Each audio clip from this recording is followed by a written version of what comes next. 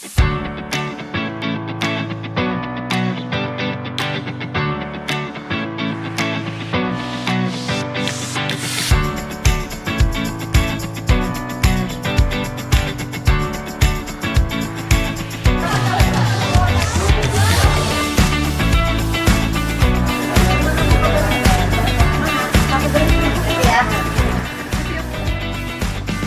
pagi, salam sejahtera bagi semua. Selamat datang di program pengembangan dosen dan uji kompetensi tindak pedagogik PDD UKT-PT sebagai bagian dari sertifikasi dosen yang dirancang untuk memajukan kualitas pendidikan di Indonesia. Bersama saya, Kesya Arumsari, dosen program studi Ilmu Komunikasi Fakultas Ilmu Sosial dan Ilmu Politik Universitas Mula Warman. Sebagai seorang dosen, saya memiliki tanggung jawab untuk menjalankan Tridharma perguruan tinggi. Di antaranya adalah bidang pengajaran. Melalui bidang ilmu yang saya tekuni yaitu ilmu manajemen. Salah satu mata kuliah yang saya ampu yaitu mata kuliah manajemen merek. Mempelajari tentang identitas merek, strategi pengembangan merek dan pembangunan komunikasi merek, kaitannya dengan pengelolaan citra dan reputasi organisasi dan produk. Mata kuliah ini merupakan mata kuliah pilihan berada di semester 6 dengan kredit 2 SKS.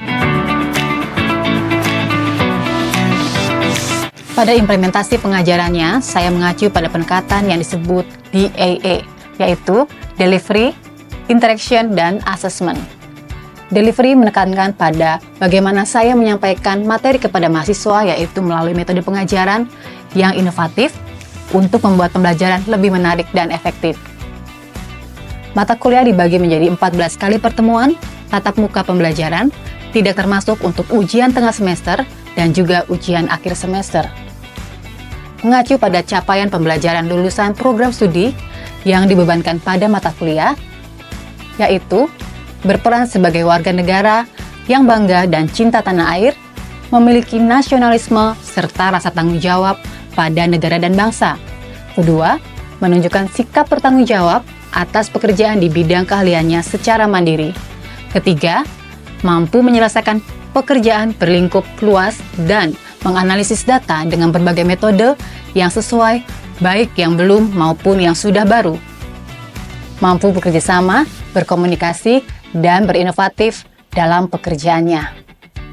Diturunkan menjadi 5 capaian pembelajaran mata kuliah, yaitu pertama, memahami tentang pengertian, fungsi, dan pengelolaan merek dalam perubahan serta sejarah perkembangan merek.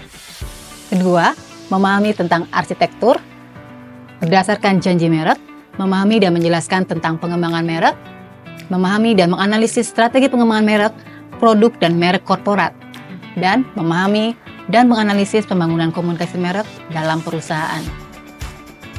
Untuk bahan kajian pada mata kuliah ini yaitu pertama, pengertian, definisi, dan fungsi merek. Kedua, sejarah dan perkembangan merek.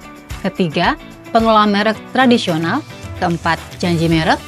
Kelima, arsitektur, fisik merek, dan sistem identitas merek. Keenam, membangun brand image dan brand personality. Ketujuh, pengembangan identitas merek. Kedelapan, kulturasi merek. Kesembilan, pengembangan merek. Kesepuluh, alternatif strategi pengembangan merek. 11, pengembangan merek korporat. 12, pembangunan komunikasi merek melalui integrated marketing communication. Terima kasih telah menyimak aspek-aspek yang saya gunakan dalam bidang pengajaran. Selanjutnya, saya akan menampilkan proses pembelajaran yang telah saya lakukan di dalam kelas.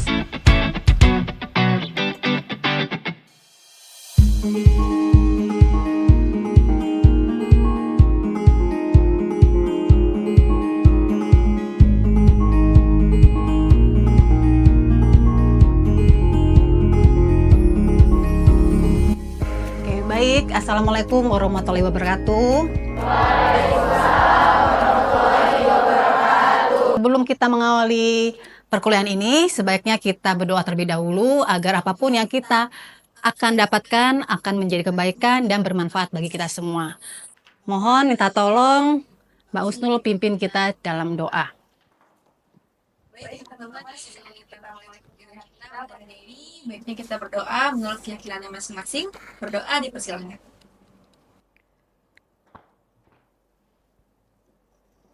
Doa selesai. Oke, terima kasih.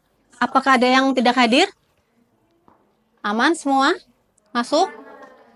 Sehat ya? Ya, materi pada hari ini kita bicara tentang pembangunan komunikasi merek melalui IMC atau Integrated Marketing Communication. Sebelum masuk, coba kita review kembali ya.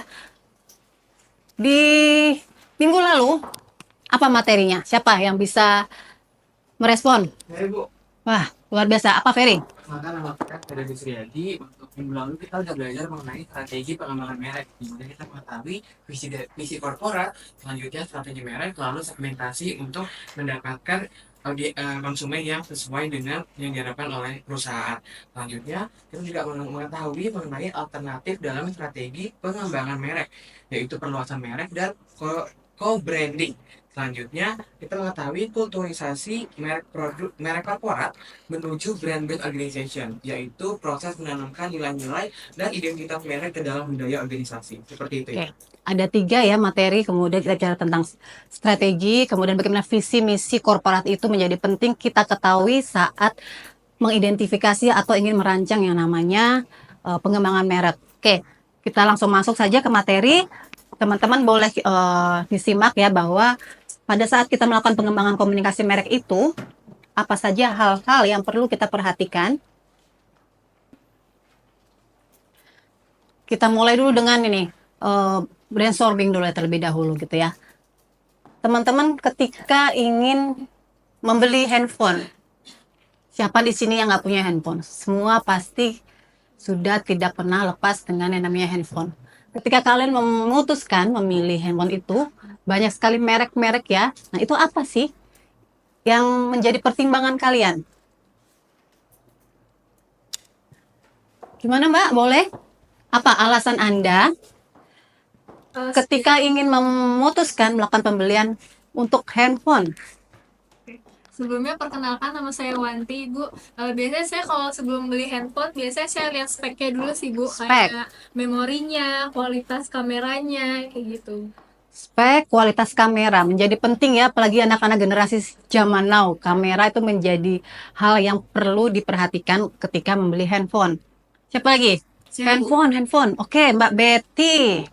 Jadi karena saya juga sudah memiliki 2 HP nih Bu, saya tuh sebelumnya tuh memutuskan untuk misalnya membeli 2 brand HP, saya melihat dari baterainya, kameranya, sama dari memorinya. Tapi ketika saya sudah misalnya tuh membandingkan itu lagi Bu dengan merek yang ya seperti Samsung atau iPhone, nah jadi saya tuh dalam memutuskan pembelian HP tuh melihat lagi mana yang lebih baik dari kedua brand itu seperti itu. Oke, rata-rata kita bicara tentang memori ya.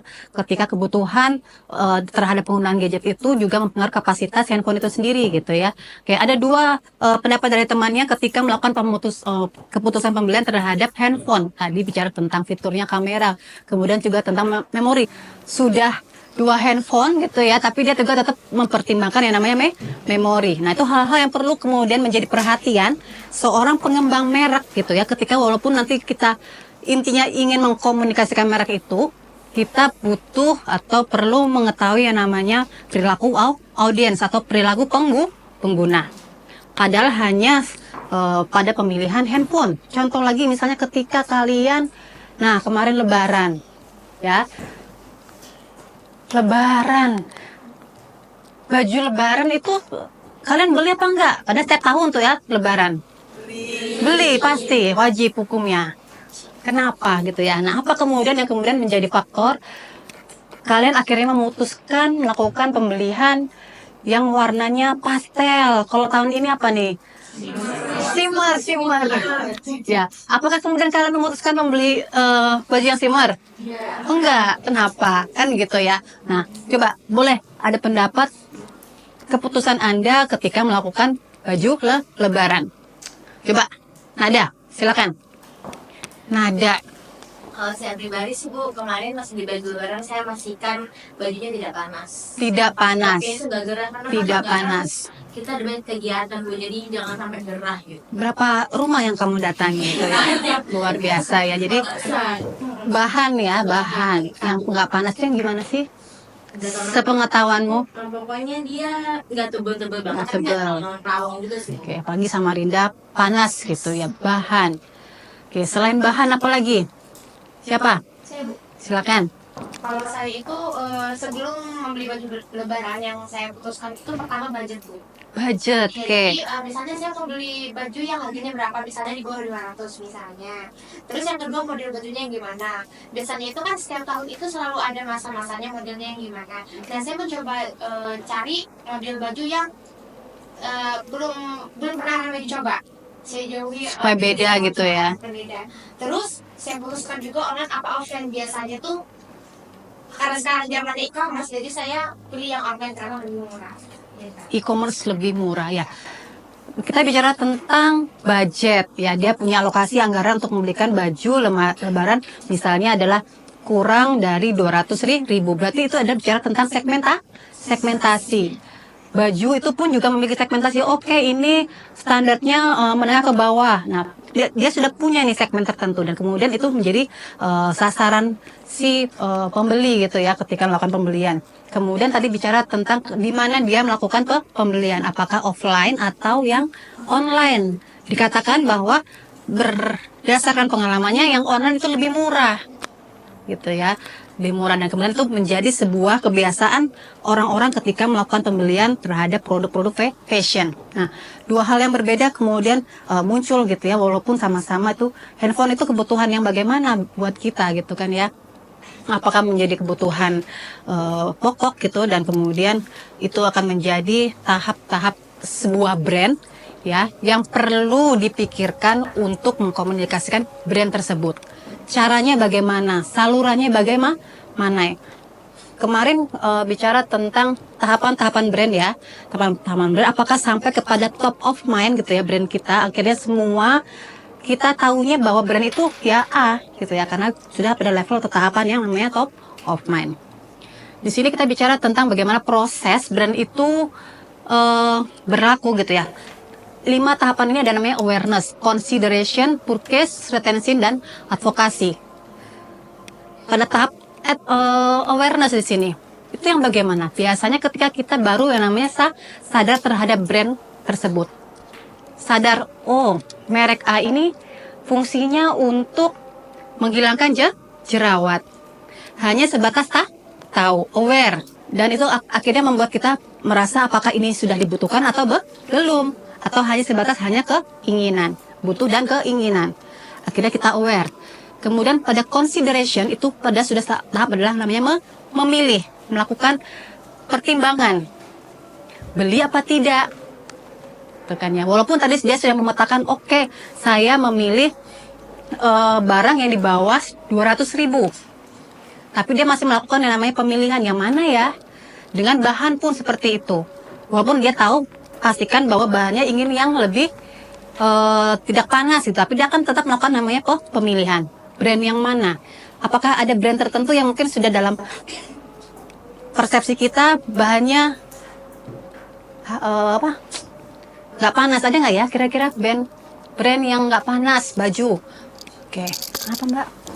Sakila. Nah, berarti dia maksudnya gemar mengamati gitu ya, karena memang dia adalah target dari pasar Sakila tadi. Oke, jadi tahu nih bahwa bajunya adalah baju-baju berbahan dingin. Itu dia sudah punya pilihan dan bahkan nanti dia sudah tahap yang namanya advokasi, yaitu dia merekomendasikan, Bu, kalau mau bajunya dingin, Ibu beli merek Sakila. Itu tahap yang sudah terakhir, yaitu advokasi. Kalau retention, ketika tadi sudah consideration, yaitu dia pada proses memilih, melakukan pemilihan atau mempertimbangkan, sampai kepada keputusan membeli. Akhirnya oke, saya beli, purchase, keputusan.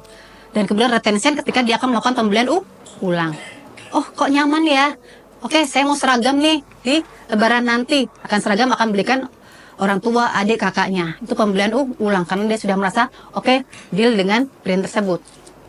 Kemudian habis retention, dia advokasi, dia akan merekomendasikan, Bu, kalau tahun depan mau lebaran kita pakai brand ini aja. Dingin loh, Bu. Kita mau ke rumah, berapa rumah pun tetap nyaman gitu. Nah, itu ada proses yang namanya advokasi. Sudah sampai kepada kita memberikan rekomendasi. Jadi inilah kemudian proses-proses yang kita lalui gitu ya, ketika kita akan menentukan pemilihan brand. Nah, di sini ada dua skema, yaitu tahapan ketiga, tahapan awal itu adalah sales marketing, kemudian yang kedua terakhir adalah bagaimana sudah sampai kepada pembelian. Fokus kita adalah pada yang brand communication, yaitu pada proses 3 di awal, pada pengembangan mereknya. Kita fokus di sini dulu. Nah, yang tersentuh dalam kegiatan rutin kita yaitu pertama, memang yang sehari-hari kita rasakan di yang warna merah, yaitu awareness dan purchase. Ada dua media yang namanya kita sering mungkin dengar, namanya above the line dan below the line. Ya, itu adalah bagaimana kemudian kita mengaplikasikan supaya kita melakukan pengembangan merek. Above the line itu wilayahnya baru awareness, kemudian below the line tahapannya pada purchase. Oke. Ada yang mau ditanyakan dulu sampai di sini? Ada dua saluran atau dua alat gitu ya, yang memang basisnya ketika kita melakukan pengembangan merek untuk awareness sampai kepada purchase. ATL atau above the line marketing. Di sini bagaimana tujuannya yaitu mengenalkan produk secara masif ya. Dan harapannya target marketing itu bisa tersaring. Contohnya kalau teman-teman bisa langsung mudah memahami apa? TV atau radio. Ya, ini merupakan media ATL atau above the line. Ya, bagaimana kita tahu gitu ya, walaupun like-nya luas, tapi dia punya dampak juga yang luas, relate gitu ya. Kemudian ada outdoor advertising. Baliho-baliho di jalan raya, di pinggir-pinggir jalan itu merupakan salah satu bentuk-bentuk outdoor advertising. Kemudian ada PR dan publicity. Ya, bagaimana kemudian itu teman-teman yang minatnya korporat ya, itu konsen sekali dengan yang namanya PR. Nah, bagaimana berita-berita, tulisan-tulisan terkait korporat, terkait produk itu kemudian ditulis di media massa, yaitu koran atau surat kabar. Oke. Kemudian yang BTL, below the line, bagaimana ruang lingkup targetnya itu menjadi jauh lebih spesifik, lebih khusus, karena jangkauannya jauh lebih dekat. Nah, sales promotion. Siapa yang di sini nggak suka dapat terpaan sales promotion? Jalan sedikit masuk ke mall, Mbak ini Mbak brosurnya, tapi dia pasti tahu nih siapa yang menjadi targetnya. Jarang sekali teman-teman mahasiswa di sini yang dikasih selebaran mobil gitu ya, penjualan mobil. Tapi teman-teman di sini biasanya dapat target misalnya, Mbak coba yuk kosmetik ini, gitu ya. Jadi walaupun mereka melakukan bebas gitu, tapi mereka tetap mencari atau menjangkau target-target pasar yang spesifik, khusus.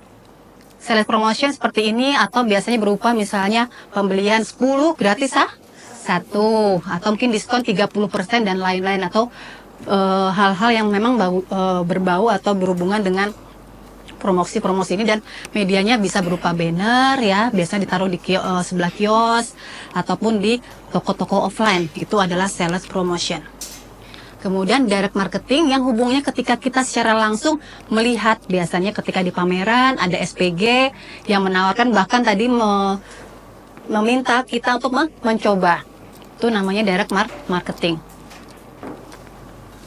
Kemudian ada sponsorship. Nah, ini juga sering kita temukan ya ketika teman-teman melakukan event atau membuat event, minta dana, minta sponsor, dan kemudian nama mereka menempel di event kita. Itu bagian dari sponsorship. Nah, kemudian tadi wilayah yang tengah, yang wilayah kita menimbang-nimbang tadi, itu muncul yaitu namanya through the line ya. Bagaimana kita bicara tentang kekuatan utama yaitu aksesibilitas informasi. Bagaimana kemudian kita mengakses informasi. Semua itu berhubungan dengan kekuatan teknologi ya. Teman-teman sudah dekat sekali dengan yang namanya media sosial. Semua media sosial biasanya ketika ingin mempromosikan produk ataupun jasa, mereka mengajak influencer, kemudian endorser. Itu bagian dari di line marketing, karena langsung menyentuh calonnya dalam fase consideration, yaitu tadi ketika menimbang. Saya memang sering tuh ya scroll TikTok, Oke. Scroll aja gitu ya. Scroll terus kemudian banyak sekali ketika misalnya saya hari-hari ini sukanya buka produk tumbler.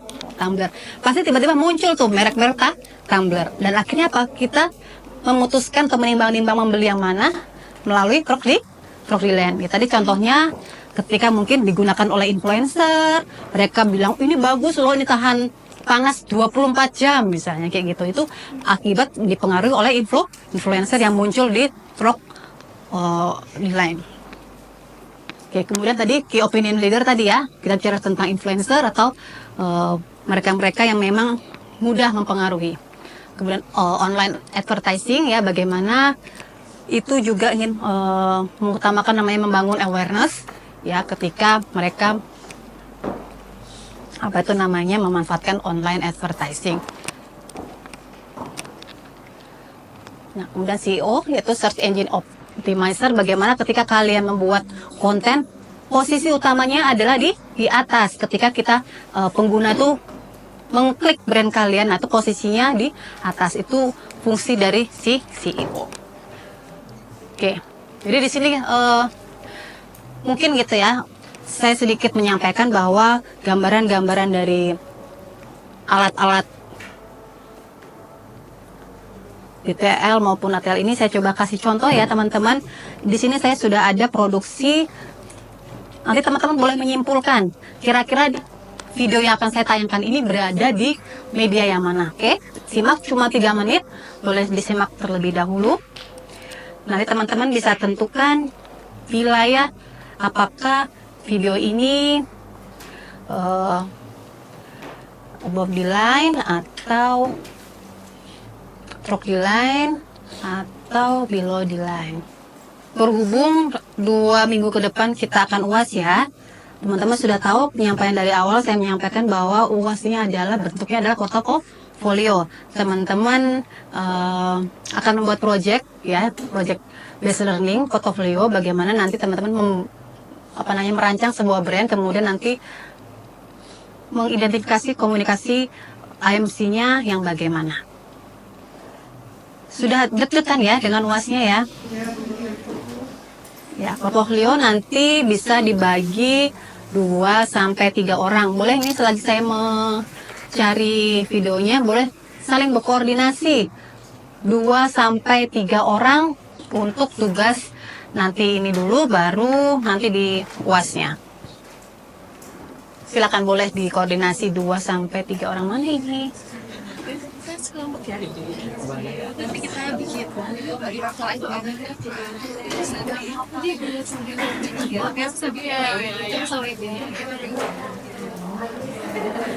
Oke, ini ya ada video berdurasi 3 menit.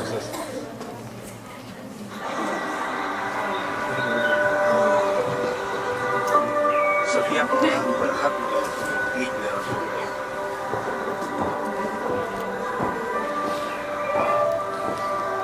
Itu kan ya. Saya duduk aja ya. Mimpi besar yang menginspirasi dan membawa harapan untuk masa depan yang lebih baik.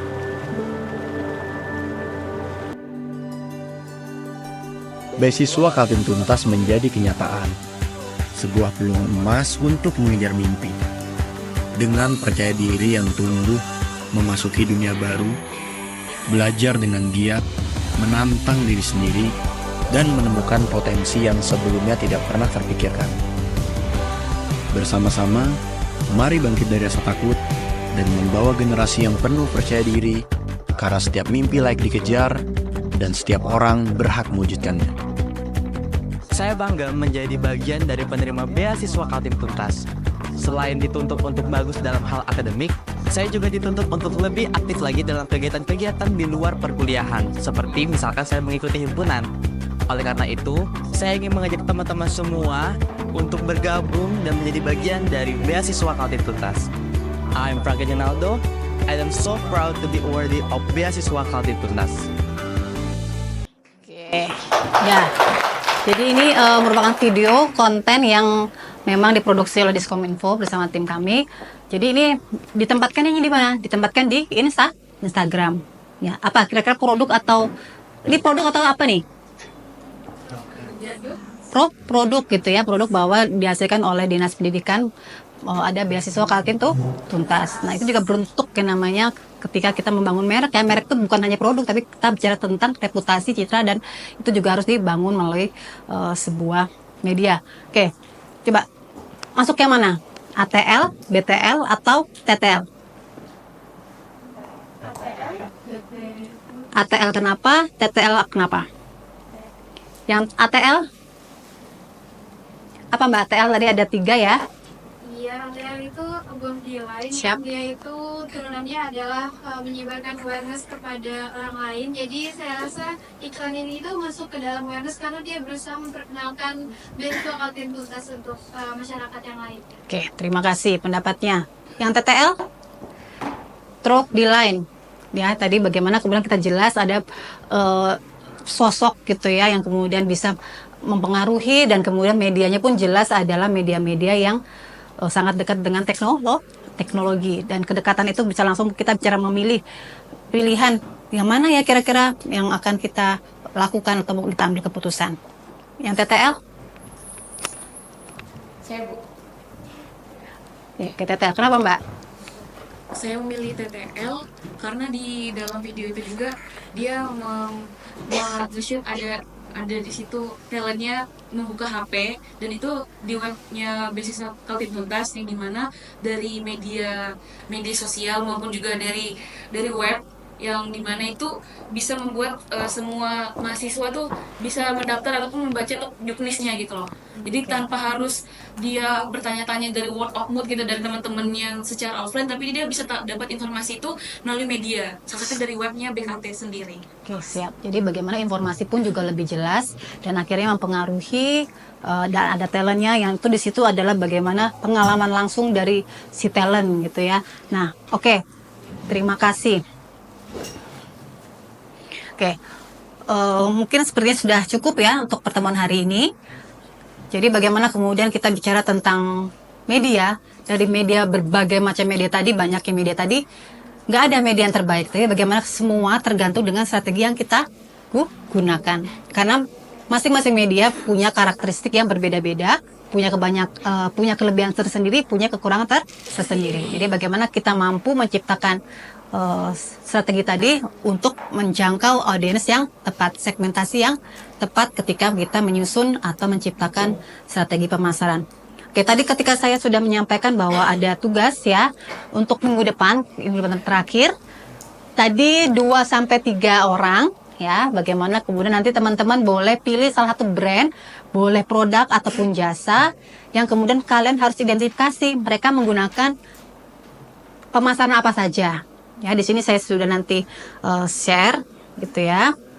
Boleh disimak bahwa nanti ada bagian-bagiannya, ada salah 1 hingga 9. Teman-teman boleh ceritakan strategi apa saja yang mereka gunakan, pilih yang mana bagian ATL, BTL atau TTL. Jadi minggu depan 2-3 orang tadi dipresentasikan. Oke? Ada pertanyaan? Ya, jadi waktunya 1 minggu. Ini belum jadi nilai UAS. Ini adalah tugas ya, tugas yang kemudian nanti bisa menjadi penilaian. Silakan kalau ada yang mau bertanya. Siap, silakan Mbak. Pemilihan produk atau jasa yang kita pilih untuk analisis ini, apakah ada ketentuan khusus dari Ibu atau boleh jenis produk dan jasa apa saja? Oke. Silakan dipilih ya, mau produk atau jasa saja. Namun sebisa mungkin satu kelas tidak ada yang sama. Jadi tetap koordinasi. Oke, saya sudah pakai ini. Kamu jangan gitu ya. Jadi sebisa mungkin tidak sama supaya kita bisa jauh lebih dalam untuk melihat atau mengidentifikasi semua brand-brand yang ada. Boleh brand nasional, internasional, silakan. Oke, cukup? Ya, baik. Terima kasih kalau begitu teman-teman sudah berkenan mengikuti perkuliahan ini hingga akhir ya.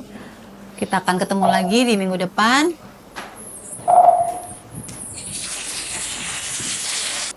Apapun itu yang bisa menjadi, apabila menjadi pertanyaan, silakan bisa menghubungi saya di luar jam perkuliahan. Baik, izinkan saya menutup mata kuliah ini, pertemuan pada hari ini dengan ucapan syukur. Selamat siang. Terima kasih.